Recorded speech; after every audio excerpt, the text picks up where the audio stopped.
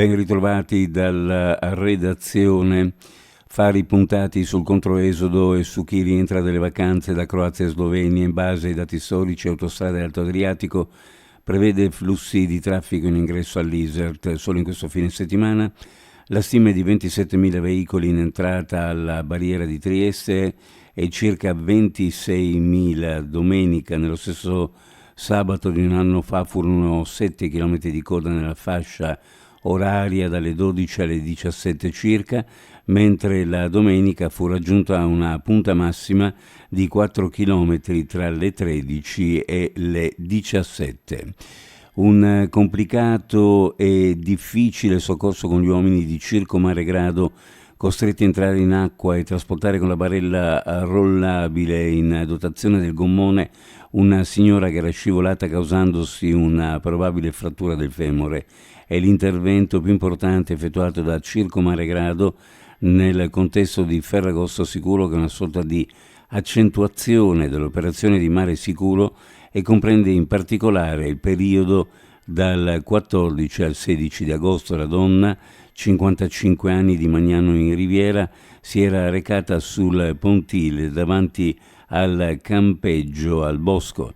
Vi era giunta pressoché in testa ad oltre 220 metri di distanza dalla riva per poter poi scendere in mare. Qui è però scivolata, cadendo pesantemente a terra e causandosi quasi certamente la frattura del femore. Si è tuffato e ha rischiato di essere travolto da una barca. È successo nel pomeriggio di ieri nel porticciolo Cedas di Barcola, il Mollo G a Trieste. Un giovane, probabilmente come sfida, si è buttato in acqua proprio quando stava sopraggiungendo l'imbarcazione, che per poco non lo ha investito. In quel punto, come noto, è evitato tuffarsi e le multe per i trasgressori superano i 1.000 euro. In passato ci sono stati bagnanti sanzionati. Un vagone carico di gasolio è deragliato alla stazione ferroviaria di Postumia. È avvenuto pochi minuti dopo le 16 di ieri. Secondo quanto diffuso dalla polizia slovena, i vigili del fuoco sarebbero arrivati sul posto per mettere in sicurezza l'area dove è deragliato il treno. Una prima stima dei danni, sempre secondo una nota della questura di Capodistria, si aggirerebbe sul 1.000.000 di euro.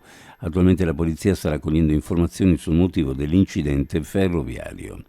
Uno sguardo alle previsioni meteorologiche per la giornata. Su pianura e costa cielo sereno poco nuvoloso, con caldo afoso. In montagna al mattino a metà giornata bel tempo, poi dal pomeriggio sera variabile, con la possibilità di qualche temporale che comunque non si può del tutto escludere anche sulle altre zone, date la forte umidità dell'aria e il caldo. Temperature minime in pianura fra 20 e 23, le massime fra 34 e 36 gradi, sulla costa minime fra 24 e 27, le massime fra 31 e 33 gradi centigradi. Previsioni a cura di ARPA e FVG Meteo. Ed è tutto per il momento con l'informazione. Grazie per averci seguito. A più tardi.